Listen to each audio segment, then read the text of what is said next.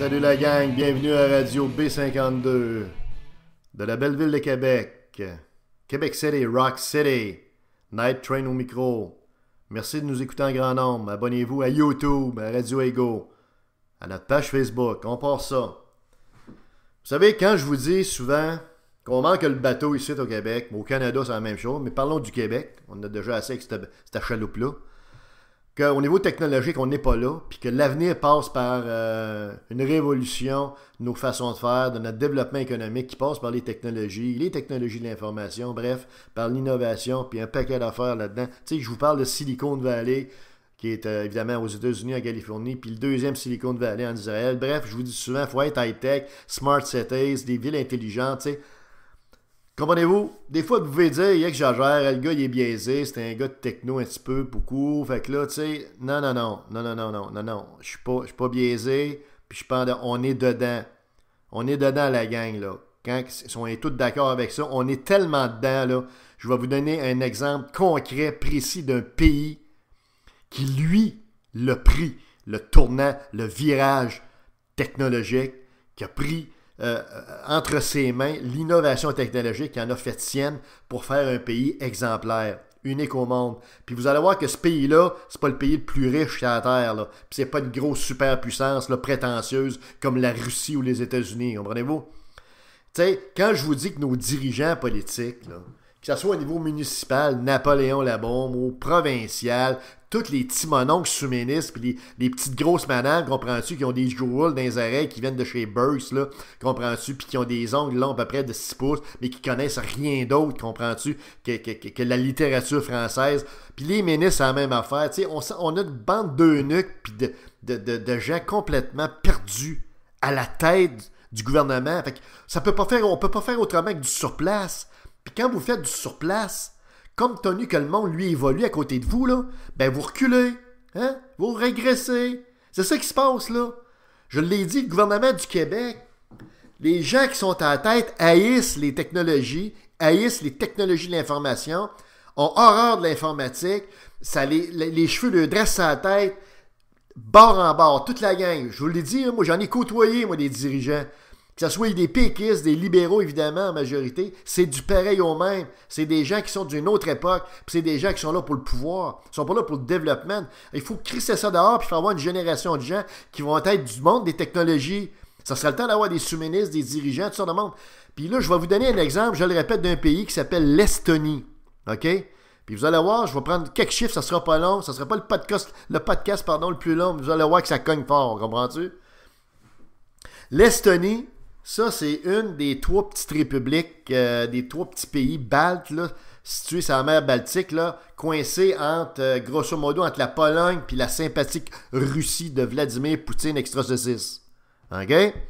L'Estonie, c'est un petit pays. Je pense que l'autre à côté, c'est la Slovénie, puis l'autre, mon Dieu, écoutez, là, j'ai un blanc de mémoire. Bref, l'Estonie, là, c'est un pays qui est devenu indépendant en 1991, lorsque l'Union soviétique a éclaté en 1000 morceaux, puis là, il y a un paquet de petits pays qui sont devenus souverains, dont l'Estonie. OK?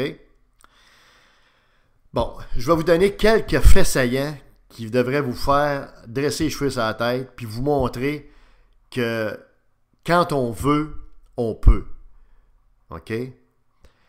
On comprend que l'Estonie, là, vous vérifierez, c'est un tout petit pays qui est grand à peu près comme le lac Saint-Jean en termes de superficie de territoire. Tout ce qui pousse en Estonie, c'est du mauvais herbe puis des roches. OK? Il n'y a pas de ressources naturelles particulièrement importantes. Tu sais, c'est pas comme les pays arabes là, qui ont le pétrole puis qui sont riches grâce au pétrole, ou plutôt il y a des familles riches qui sont grâce au pétrole. L'Estonie, c'est un pays qui était très pauvre. Très, très pauvre, mais qui est devenu indépendant, puis qui s'est pris en main. OK? C'est un pays, juste quelques informations comme ça. C'est un pays qui n'a pas de dette nationale. OK? Ils ont géré leurs finances publiques comme du monde, eux autres. Quitte à vivre collectivement avec un petit peu moins de standard de vie, un petit peu moins de luxe, un petit peu moins de Porsche Cayenne. OK? Deuxièmement, c'est un pays qui a un taux de chômage, en moyenne, depuis sa création, tenez-vous bien, là, de 5%. OK? C'est pas beaucoup, 5%. Hein? C'est à peu près comme ici à la Ville de Québec. Donc, c'est une économie qui est prospère. Pas nécessairement une économie où il y a des salaires monstrueux, mais tout le monde travaille, tout le monde gagne sa vie, tout le monde est capable de se payer ses biens, ses services pour vivre dans ce pays-là. OK? Ensuite, c'est un pays qui n'avait pas d'argent pour se créer des infrastructures, des grosses infrastructures publiques. Comprenez-vous? C'est des gros viaducs, des grosses autoroutes à 8 voies, puis des grosses affaires dans la main avec du béton, toutes sortes d'affaires. Fait que ce qu'ils ont fait, je dirais, un réseau routier modeste, mais qui permet de se déplacer, mais avec, évidemment, moins de rapidité, moins de ça. Ce qui a fait en sorte de leur permettre de prendre l'argent qu'ils ont ainsi sauvé en ne l'investissant pas dans l'asphalte puis dans le béton.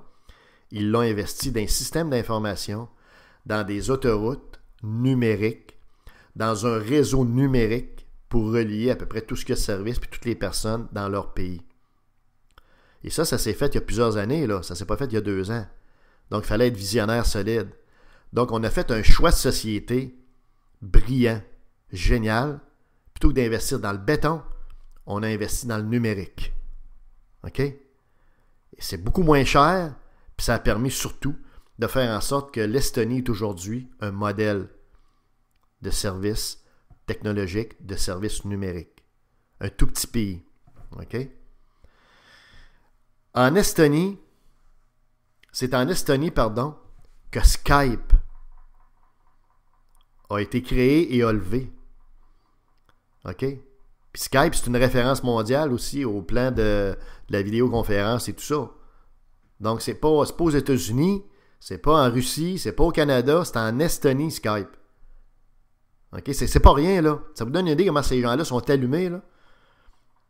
OK? En Estonie, il est possible de créer une entreprise. Savez-vous en combien de temps? En 15 minutes. Vérifiez là. En 15 minutes, vous créez votre entreprise en ligne, évidemment. Pas besoin d'attendre, d'appeler en quelque part, puis d'avoir une boîte vocale qui vous met en attente. Puis après, vous avez sélectionné le 2, le 3, le 4 sur un clavier, puis vous arrivez avec une petite musique, comprends-tu? Ginette Renault qui vous chante quelque chose dans les oreilles en entendant que vous attendiez quelqu'un qui vous parle. Ginette Renault assise sa bol dans les holos. Tu sais, je veux dire, non, ça se fait en ligne en 15 minutes.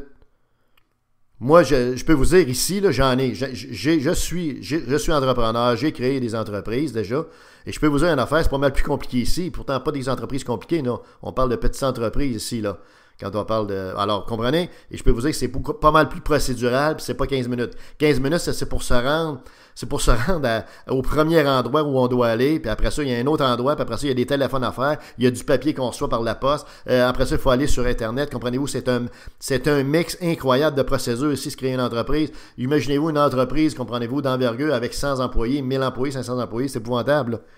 Donc ici, on est à l'ère du Moyen-Âge. Ça prend 15 minutes en Estonie, OK? L'Estonie a été un des premiers pays, autre chose, à implanter un réseau national de bornes électriques. Donc, en Estonie, on peut conduire électrique sans crainte de tomber en panne. Vous allez me dire, c'est un petit territoire. Oui, c'est vrai. Mais c'est quand même un choix qu'ils ont fait, un. Et deux, il y a d'autres pays qui sont des petits territoires qui n'en ont pas des hosties de bornes. Ils sont encore aux charrettes, sont encore aux moteurs à combustion traditionnels, comme ce qu'on conduit. Correct, là. Pas la fin du monde. Mais ils n'ont pas fait ce choix-là. OK? Donc, en Estonie, tu te promènes et tu ne te demandes pas si tu vas tomber en panne. Il y a un réseau de bornes. Donc, c'est plus propre.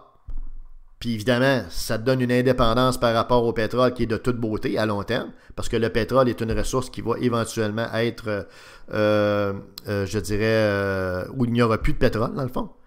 Voyez-vous? Ensuite, autre point important, les déclarations d'impôts se font en ligne avec le gouvernement de l'Estonie. Ça, c'est le cas ici aussi, on s'entend? Sauf qu'eux autres l'ont fait il y a un bon bout de temps, mais c'est pas grave. Donc, il y a un paquet de services en ligne, autres que les déclarations d'impôts, puis je vais vous faire grâce de la liste, là, parce que je l'ai, qui se font en ligne avec le gouvernement. Fait que je vous dirais que quelqu'un qui est le moindrement, je dirais, familier avec l'informatique n'a pas besoin d'avoir fait un cours de programmation ou un cours d'informatique pour utiliser ces services-là. OK? Autre point, tout le matériel didactique scolaire, OK? Que ce soit les notes de cours, les résultats, les absences, etc. Tout le matériel scolaire est publié en ligne directement avec un système qui s'appelle e-école, Electronic École. OK? Donc, tout ce que vous avez besoin est disponible en ligne. Donc, en même temps qu'on rend ça disponible gratuitement en ligne, ça familiarise les jeunes à l'usage des technologies de l'information, des ordinateurs, dans leur apprentissage académique. Fait qu'on te fait d'une pierre deux coups. Ils apprennent ce qu'ils ont à apprendre dans chacune des matières de l'école, puis en même temps, ils se familiarisent avec les technologies d'information, l'usage d'un ordinateur. Fait qu'en quelque part, on a fait un bon choix, je dirais, de société, parce que, vous le savez comme moi, l'usage d'un ordinateur, c'est maintenant courant, c'est chose courante, puis plus on maîtrise ça, mais plus on est avantagé pour notre carrière par la suite. Internet en Estonie est gratuit et disponible partout. OK? Je répète, là, Internet est gratuit et disponible partout. Donc, vous n'avez pas des Bell, puis des Rogers, puis des Vidéotron, puis des Cogeco, puis toute la gang de crosseurs, de fournisseurs qui vous chargent 50, 75, puis 100 pièces par mois pour avoir de l'Internet, petite vitesse, moyenne vitesse, haute vitesse, extra haute vitesse, super champignon, extra saucisse. Comprenez-vous? On n'est pas là-dedans, là. Ici, on se fait voler, là. Là-bas, c'est gratuit, l'Internet. Encore une fois, et plus que ça, l'accès à Internet, tenez-vous bien, là, parce que ça, c'est une des plus hautes que j'ai découvertes. L'accès Internet en Estonie a été décrété comme un droit constitutionnel. Alors, ça vous donne une idée de l'importance qu'on donne aux technologies, puis de l'importance qu'on donne à l'accessibilité de l'Internet et des services en ligne aux citoyens de ce pays-là. On appelle ça du respect, puis on appelle ça surtout être visionnaire, avoir une vision moderne, puis amener son monde dans un monde, amener son monde, c'est-à-dire dans une société qui est moderne, qui est high-tech, qui est tripante, puis qui est efficiente, puis beaucoup moins coûteuse. OK? Donc, en rendant l'Internet gratuit, encore une fois, on facilite, je dirais, l'appropriation que les citoyens et citoyennes font de l'Internet pour une foule d'usages que vous et moi, on connaît. Comprenez-vous? Que ce soit pour consulter de façon informationnelle des sites ou tout simplement faire des transactions de commerce électronique, d'échange électronique pour acheter des produits et des services. Comprenez-vous? Donc, ça fait vraiment une population qui est allumée là, sur le plan techno. Deux petites dernières pour vous dire comment ce pays-là est trippant. Le transport en commun est gratuit dans la capitale de l'Estonie, qui s'appelle Tallinn. Donc, là-bas, c'est pas compliqué. On favorise le transport en commun dans la capitale en le rendant gratuit. Fait que vous comprendrez que ça incite un maudit paquet de monde à laisser de petites voitures, qui soient électriques ou à combustion chez eux, pour prendre le transport en commun, parce que c'est quand même pas une ville de 15 millions comme New York. On parle d'une petite ville. Alors, c'est génial. C'est gratuit. Et finalement, 98% des transactions bancaires se font en ligne. Donc, ça vous donne une idée de l'engouement et de l'utilisation intensive, maîtrisée qui est faite par le peuple de l'Estonie, les Estoniens, des services en ligne, de l'Internet. OK? Alors, comme vous pouvez voir, là, on parle d'un pays qui n'a pas un gros produit national brut, on parle d'un pays qui n'a pas de richesse naturelle, on parle d'un pays qui a tout simplement fait des choix intelligents, des choix tournés vers des technologies de l'information, vers des technologies en général, pour se donner d'un paquet, se doter d'un portefeuille de services exemplaire pour un tout petit pays comme tel. Fait que quand on vous dit ici, là, regardez un petit peu ce qui se passe ici, là. Quand on vous dit, ouais, mais ça, là, ça. C'est le SRB, bon, ça va coûter 4 milliards. Le troisième lien, comment dites-vous, le coffre-à-fort virtuel, le coffre-à-fort virtuel de la bombe. Comprenez-vous, là, on est tellement pas là, on est à l'ère des Vikings ici, c'est pas compliqué, ça n'a pas de bon sens.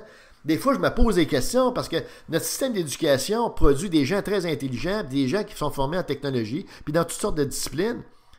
Mais on dirait qu'à la tête du gouvernement, on a une bande d'eunuques, comprenez-vous, une bande de vikings, là. Une bande de gens qui ne comprennent pas, mais qui ne sont pas là pantoute. Ils sont là seulement parce qu'ils sont de la bonne couleur politique. C'est tout, là.